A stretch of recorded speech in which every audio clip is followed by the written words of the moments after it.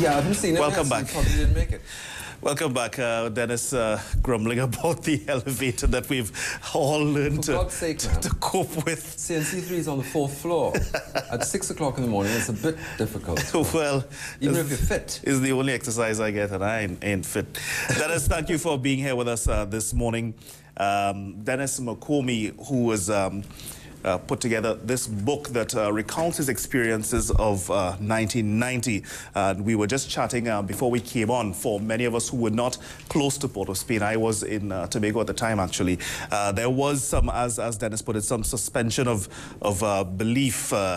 People really didn't want to believe it. Even when we saw background on television, people were saying, nah, that's a play of the month. Well, this is what's so interesting. The brain was so shocked at the surreal images on the television that it actually clicked into making excuses as to why the reality was what it was, you know. So people decided it was play of the month until they...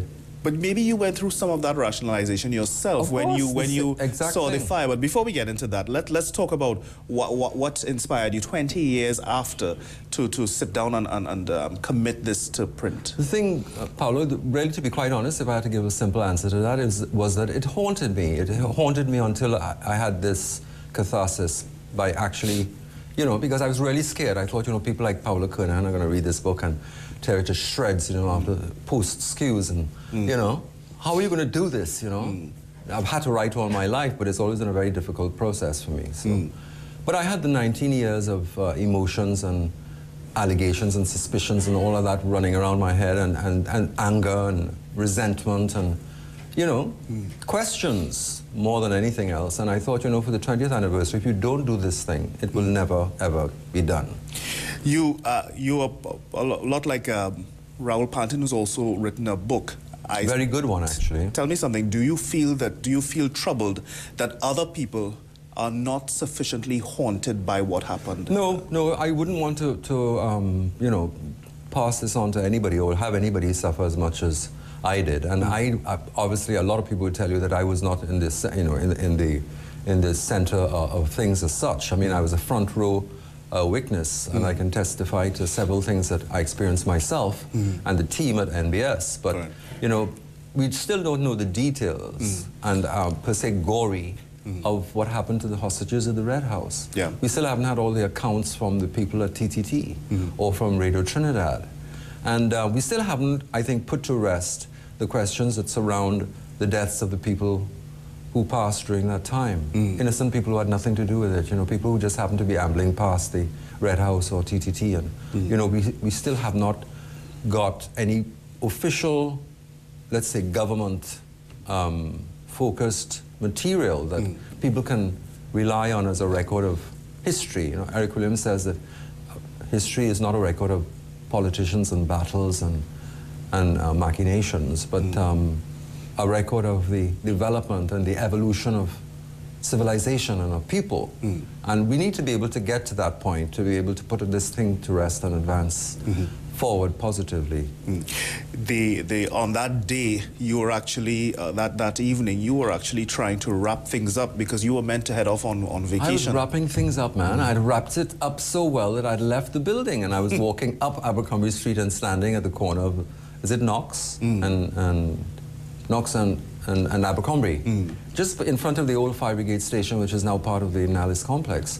Nallis was nowhere to be seen. It was just one flat car park. So you could see straight to police headquarters and to the Red House from the NBS building, which was really at the corner of Queen and Abercrombie. And this enormous explosion is what started the whole debacle. I mean, it was so intense that people had actually, you know, the vibration of it had thrown people to the ground. I had to sort of like hold on to a lamppost and steady myself afterwards, and chaos reigned from that moment on until the 1st of August. You described this when you realized that this was more than just a normal fire. You described this as a journalist's dream. Do you think in retrospect that might have been a little insensitive, you know, that something this calamitous could be, I don't know. Come on. all the news and all the stories and everything are about hype, you know, and if it's not reality, they actually invent it, you know. Half an hour show anywhere on any television must have several people jumping over walls with guns blazing. And, you know, where was the last time you saw somebody literally murdered in front of your eyes? I don't think ever. And you're a journalist, you know. So when it happened, it was, you know, it was traumatic and frightful and everything else. But, you know, the first thing that, I suppose it was instinct. It just, you know, something just said to me, you know, my goodness, I've got to let people know that this is happening. So you went back to NBS. You found yourself on the rooftop, trying to get a vantage point, and you crossed over to Barbara Salandi at the time, giving this report. And at that time, you were very cautious not to say what else you had seen on the street, which was men running out guns. Running up and down and handing out guns. And I was so confused, and I couldn't corroborate anything, so I didn't want to go there, you know. So I stuck with the facts, you know, stuff that I was actually seeing. You know, police headquarters on fire, policemen running away from it, people confused and running either to or from the area, and just general chaos, you know. But it was just really spellbinding to see this enormous, beautiful architectural icon go up in flames in an instant. You know, a fire usually travels. This was like the entire thing in seconds. Followed, you know, preceded by an enormous blast, which I'd never heard before. And up until that point, and after you'd given your report, which essentially was just about a major fire, but you had suspected that something else was wrong, because you'd seen, obviously, the men handing out guns. And right in front of NBS, actually, there was a And then you had also gotten credible reports that men were distributing guns in other parts of Port of Spain. Oh, yes, very much so, very much so. And people were, this was the interesting thing, Paolo, people were coming to collect it. So there were established collection points. So what does that say, you know?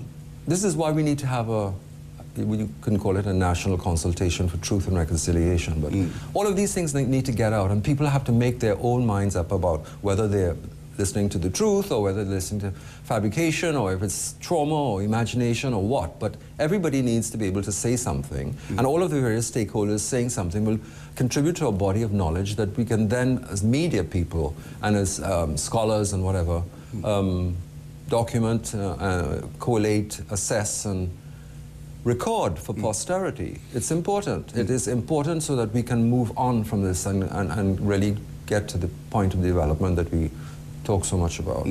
Now, the building that you were in was under assault itself. Yes, in fact, this is why I said a journalist smoke, under siege. You were smelling smoke that you assumed was smoke from yes, just blowing across. But it was really the air conditioning units filtering this horrible, acrid smoke from the first and second floors after people put out the fires, you know.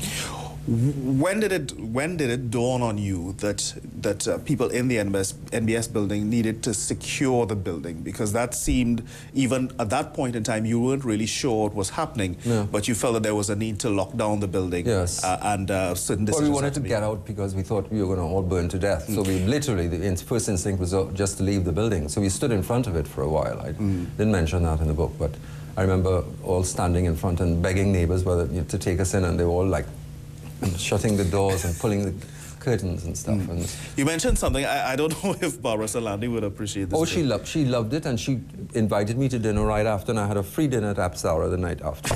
I was going to call her a bat out of hell, and we put a jet out of hell instead. And I said, well, this is ridiculous, because the phrase is a bat out of hell. I'm not calling you a bat, Barbara.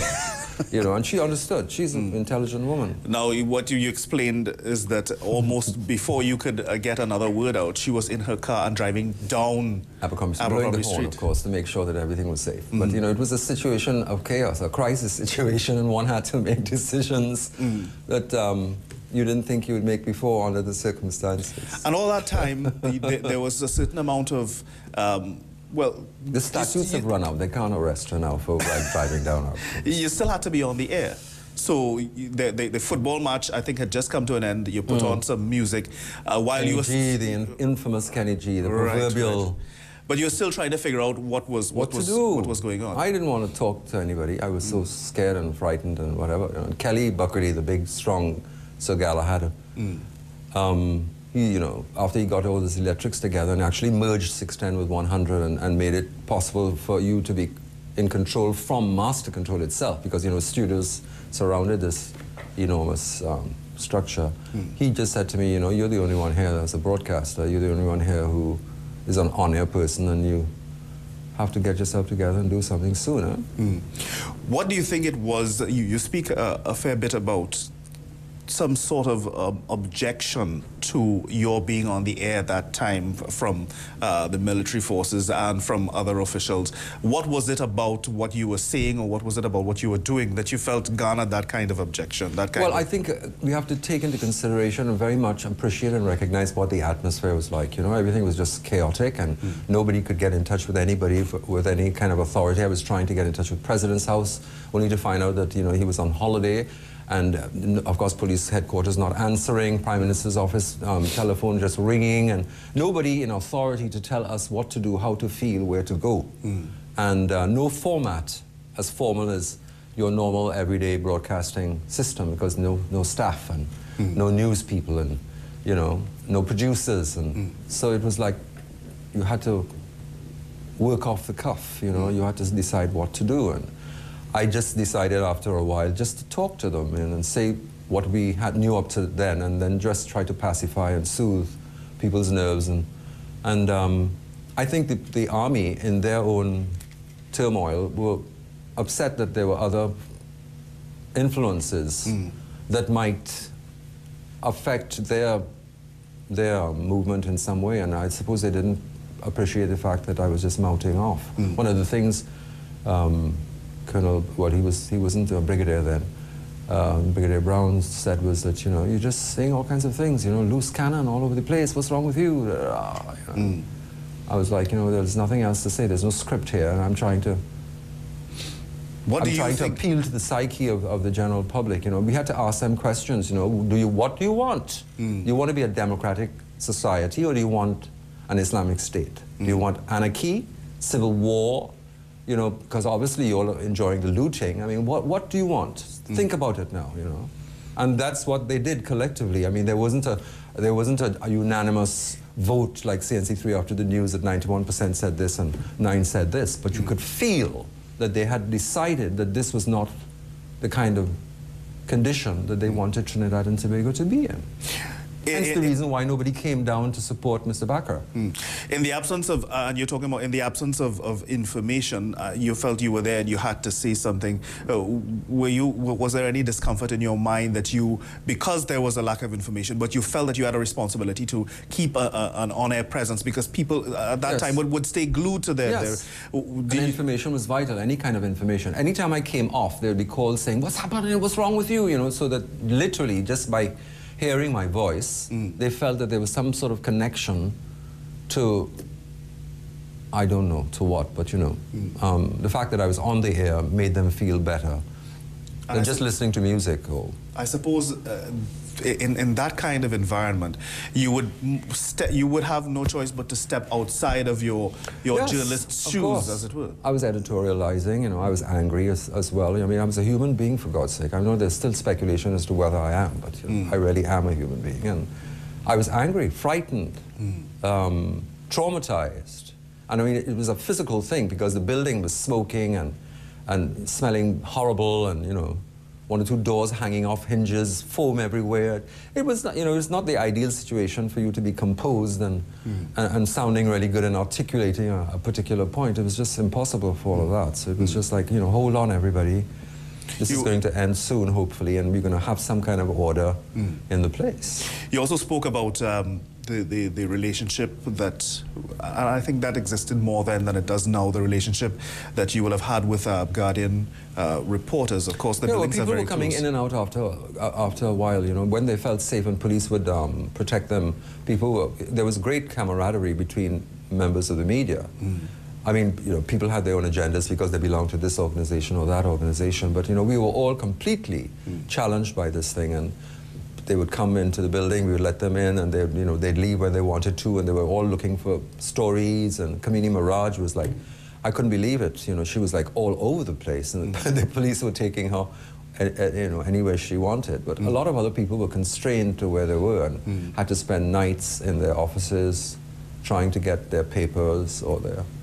That's something that something that a lot of people also don't consider, which is the kind of contribution that media personnel made. Well, this is it. In the face of in a circumstance where everybody else would be concerned about the welfare of their families. Right. And their media own people, self-preservation. Yeah, you know? Media people pressed on because this was a significant happening in the country, and it was important for them to get that information out. And I think that it's important too that people appreciate exactly what kind of contribution, in retrospect, you know, looking back, that media made to governance and to development in Trinidad and Tobago, you know, and to information and communication and all of the things that the media was supposed to be responsible for, are supposed to be responsible for, they did during that time. Yeah. You know, it was their finest hour. You made an important, well, a very interesting observation. You read my book, did you? Yes, yeah. Well, what the hell do you think I'm talking about?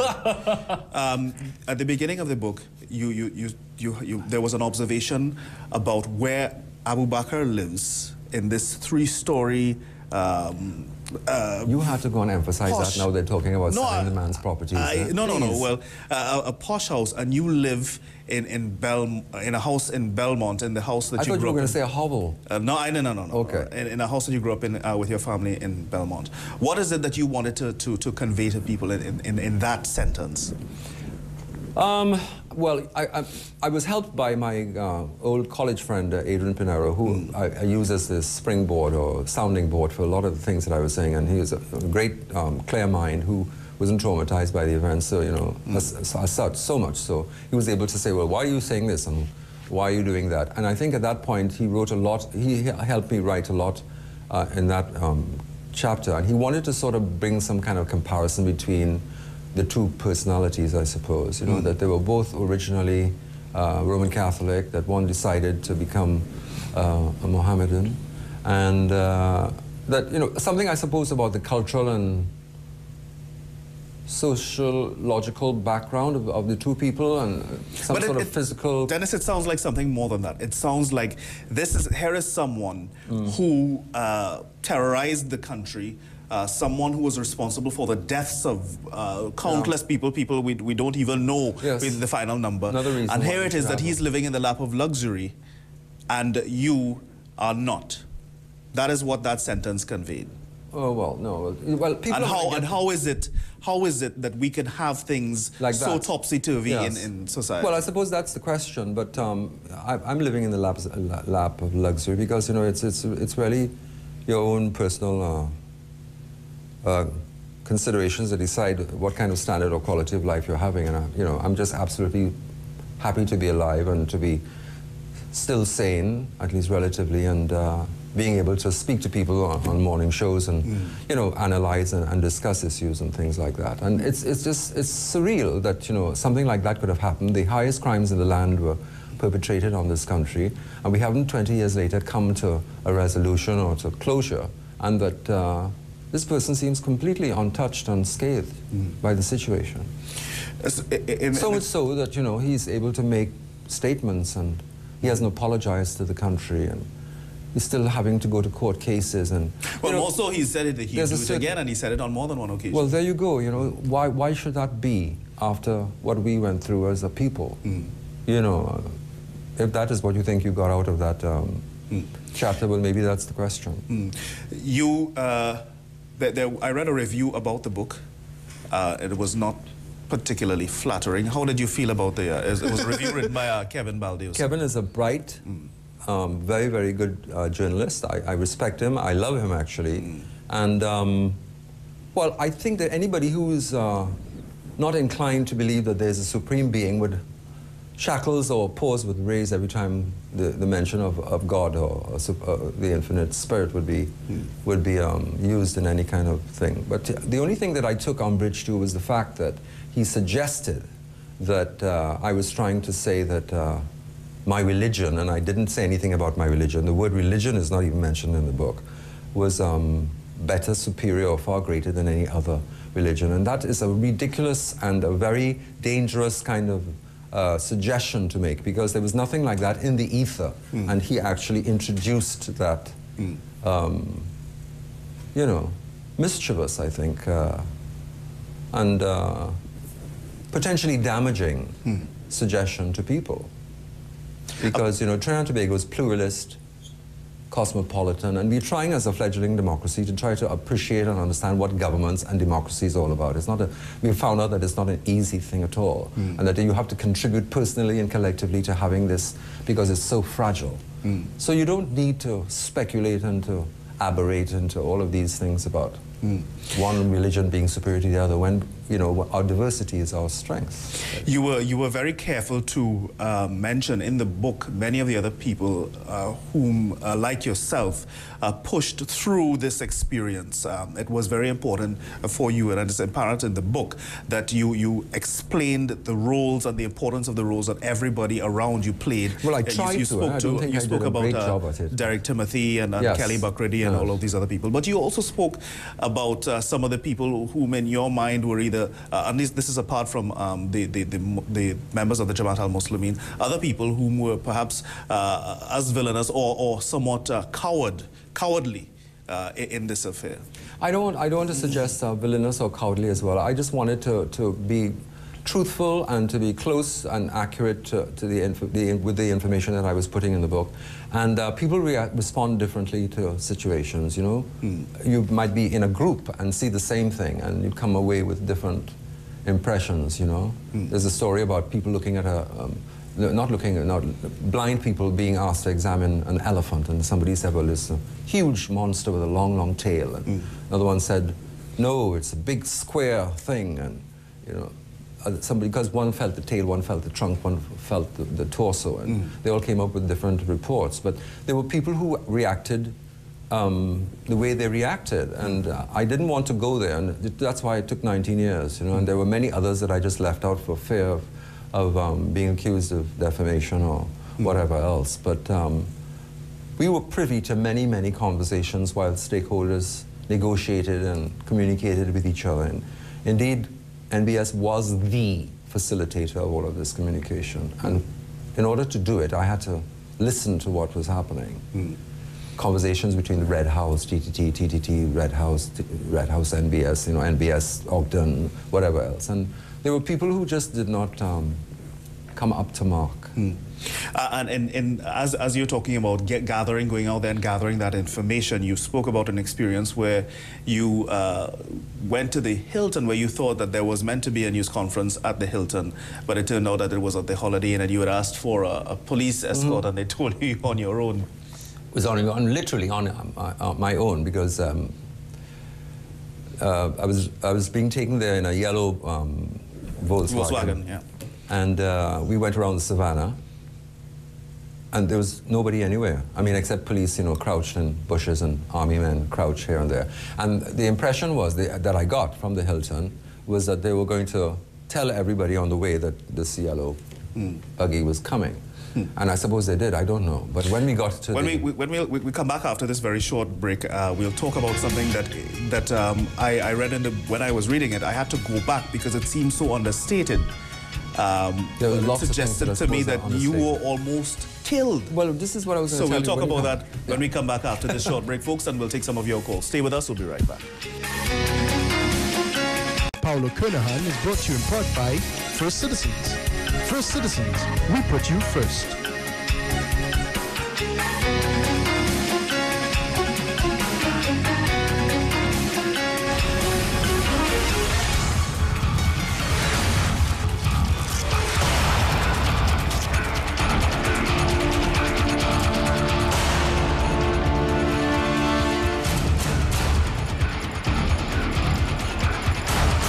Sometimes you need to reprimand. You know, I know somebody who has gone astray in a very firm way, and then they become conscious. You know, you must go through a purge when you have a disease, because, you know, sometimes the medicine might be bitter.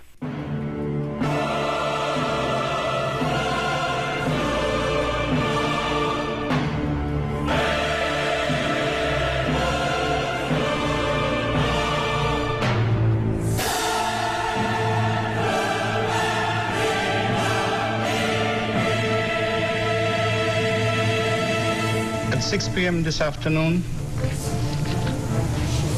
The government of Trinidad and Tobago was overthrown.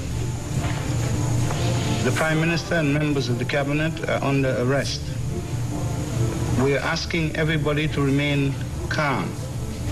The revolutionary forces are commanded to control the streets. There shall be no looting.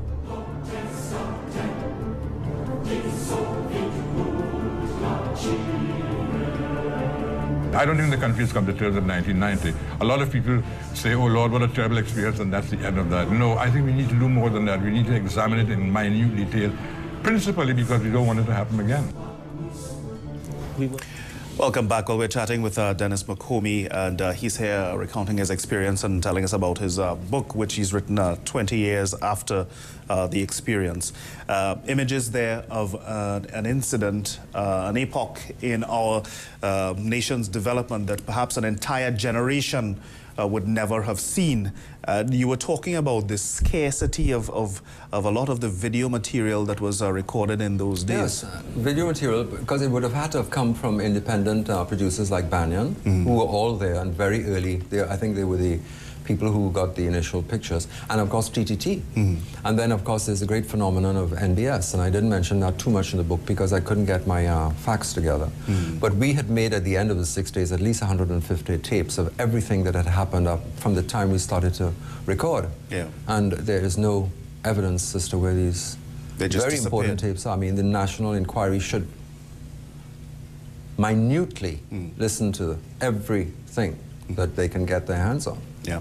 You, again, before the break, we were recounting the experience where you were redirected to the Holiday Inn where a news conference was supposed to be taking place, being held by government officials who were giving an update on the situation. It was the first and only official news conference, press conference or briefing that they were giving to national and international media. By then, of course, people had converged on Trinidad and Tobago, and you had all these famous names from CNN and BBC and ABC and NB, whatever, you know, there. And they were all organizing themselves at the Holiday Inn. All right, tell us what happened when you pulled into the Holiday Inn. Pulled into the car park, and you know, everything seemed quite normal. And we stopped the car, and Kenny Rudd, I think, was the guy. Yes, got out of the car, and as I got out of the car, trying to unfold my lanky frame from this little thing, I heard this huge voice saying, "Don't move." And I didn't, but I straightened up. And I suppose that was breaking the rule. And when I straightened up, I was just confronted by a soldier who put his gun straight to my head and pulled the trigger. I heard the click. Nothing happened. And the safety wasn't on. So he himself was absolutely flabbergasted. And there was this conversation that went on between him and his buddies afterwards, you know, and lots of expletives in between, but he was like, you know, one was saying, "Hey, Des McComie, why you did that?" And he said, "Well, you should know, move, you should have told me something." And at that point in time, my entire system had shut down. So you have to be grateful that that weapon failed. Yeah, that's why there's a bullet instead of the one on the cover. Right. To remind me of the moment that the angels put their finger in the barrel. Because I can't understand it to this day. Have you ever seen or spoken to that soldier again? No, no. But that was the closest I got to death, apart from the actual Friday when I was dodging bullets on my way to NBS. Without, you know, I think, you know, when you're not aware of something, you're not scared of it. But that, you may not have been able to appreciate it then, but he was probably as shell-shocked as everyone else, because this would have been a very unnatural experience for them, notwithstanding their training. And this is what say, well, I didn't have anything to do with it. I was in Tobago, I was in Canada. You're a citizen of Trinidad and Tobago, and your psyche is connected to what happens here. You are affected in some way. You're concerned about your mother and father, or your wife, or your brothers and sisters back in Trinidad. The phones were going crazy, and that's another remarkable thing. The phones never broke down throughout the entire 6 days. And I was told by somebody from, then I think it was Telco or TST2, whatever, that it was going to, but because of our appeals on radio to kind of ration the calls, that it worked all the way through to the end, which was remarkable. Just absolutely remarkable. What do you make of people's, well, first of all, you must be comforted by the calls for a commission of inquiry into the coup. But it's been happening ever since day one, since 6 days after the coup. The attempted coup, you should say. What do you make of people's objections? There are some people who do have objections and still have objections to an inquiry. What do you make of that? I don't have to have any response to that because I'm not I'm not a public servant. I'm not an official or anything. And I don't want to tarry there either because, as I said, I've been given another chance and I really want to be positive about everything. But I see what they feel. I hear them and I don't agree with them because I think that collectively we have to be able to address the situation if we need to move on. And it doesn't have to be an expensive exercise. It doesn't have to be another 800 million debacle. It can be just enough to give people refreshments when they're there and just literally let them give their say. I think the statutes have run out. We can't arrest anybody for anything. So let's listen to everything everybody has to say. Let's listen to what the Muslimin have to say, what the people in Red House have to say, Radio Trinidad, TTT, NBS, normal citizens who've lost people during that time. Let them all say, record it and put it down for posterity. It has been suggested, and I mentioned this on the program yesterday by Rafiq Shah, that many of the people who would have this information have either forgotten or are dead and gone. But you can't forget sitting down talking to people like you, it's clear that you can't forget something like unless that. You've had a serious brain injury. You can exactly, or you're in serious denial, and you need to be counseled and brought right back through all that fire so that you can live your life. People have been affected permanently by this thing. What was the kind of feeling that ran through you when you emerged from NBS and you looked at what had happened to the city? That was which was another tragedy in itself. That was what really upset me.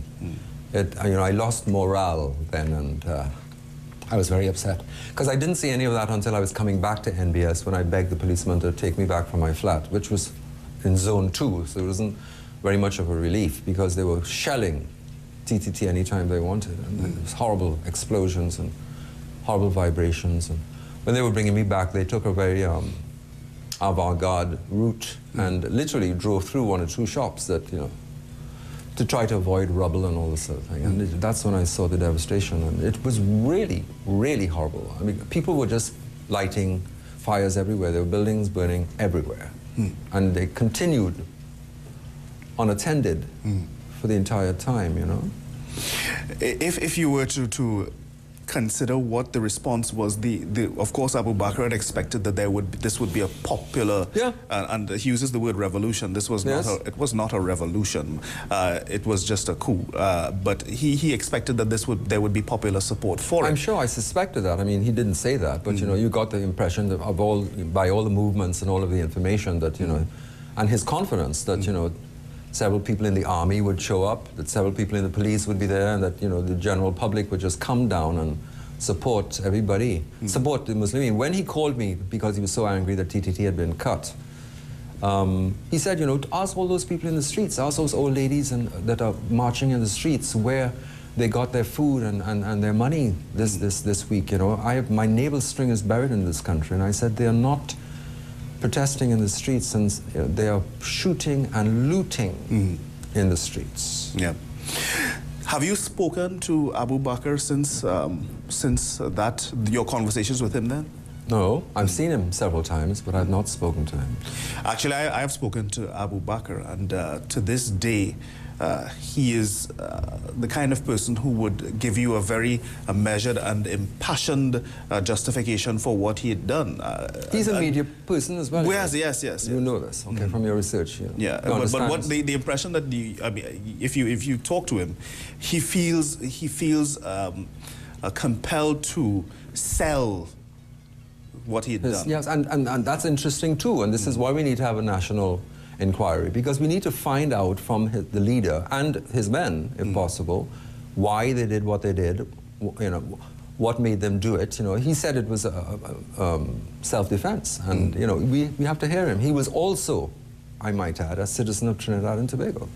So it wasn't some foreign entity that came from Iraq or from hell or anything. The people who did what they did, the people who looted, the people who still break laws today, even if it's a little traffic light, or go ask your partner in the licensing department to do whatever or whatever. They're all citizens of Trinidad and Tobago. So we have to come to terms with what we believe is governance, what we believe is integrity, what we believe is truth, what we believe is happening to us. Dennis, where can people get this book? I've been told by my publisher everywhere, at good bookshops nationwide.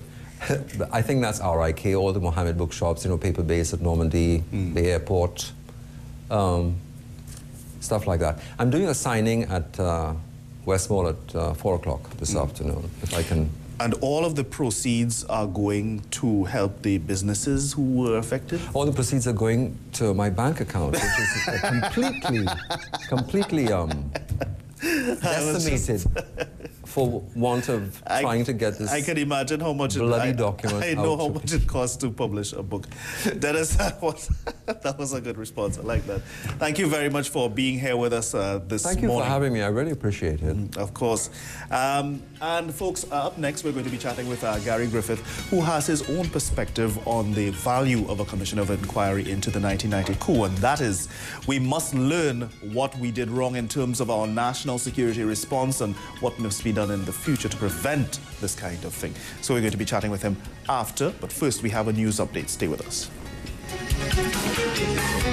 Who is this?